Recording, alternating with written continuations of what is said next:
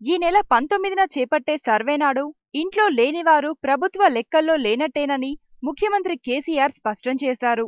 ఇవాళ నిజామాబాద్లో జరిగిన సమీక్షా సమావేశంలో సీఎం మాట్లాడుతూ 19న ప్రభుత్వం నిర్వహించనున్న సమగ్ర కుటుంబ సర్వే కార్యక్రమం చాలా కీలకమైందని అన్నారు. ప్రభుత్వం దగ్గర సరైన లెక్కలు లేకుంటే అక్రమాలు జరుగుతాయని తెలిపారు. సర్వే గురించి విస్తృత ప్రచారం చేయాలని సీఎం జిల్లా కలెక్టర్లను ఆదేశించారు. కుటుంబాల సంఖ్య కన్నా రేషన్ కార్డులు ఎక్కువ ఉండటం సిగ్గుచేటని అన్నారు.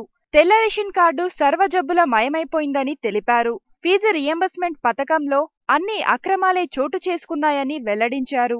తెలంగాణ ప్రభుత్వంపై 1300 కోట్ల రూపాయల బకాయిని రుద్దుతున్నారని, వేల కోట్ల నిధులు ఏమైనాయో దేవుడికే తెలియాలన్నారు.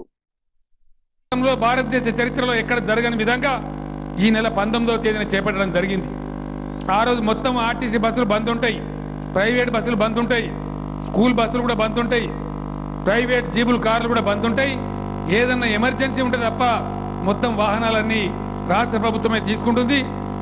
ఎలక్షన్ టైంలో ఎట్లయితే అధికారులు గ్రామానికి వస్తారో ఆ విధంగా 19వ తేదీ నాడు మీ గ్రామాలకు అందరు అధికారులు కూడా వస్తూ ఉన్నారు. దయచేసి ఆ రోజు ఒకవేళ పెళ్లిళ్ళు పెట్టుకున్న రద్దు చేసుకొని మరోటి ఎట్లా పెట్టుకోండి. ఆ ఒక్కరోజు ఎటు ప్రయాణాలు పెట్టకండి. మీకు ఎట్లాగో బస్సులు రైలు కూడా నడవాయి కాబట్టి అందరు ఇంటికాడనే ఉండి మీ పేర్లు రాయించుకొని ఆ వివరాలను రాయించుకుంటే భవిష్యత్తులో మీకే మంచి లాభం జరుగుతుంది. కాబట్టి ప్రజలందరూ కూడా 19వ తేదీ దయచేసి ప్రభుత్వానికి సహకరించి గ్రామాలలో ఉండి ఆ సర్వేను పూర్తి స్థాయిలో జయప్రదం చేయాలి. అది మనకు తెలంగాణ రాష్ట్రానికి సమాజానికి బాగుంటుందని చెప్పి నేను మనవి చేస్తా ఉన్నాను.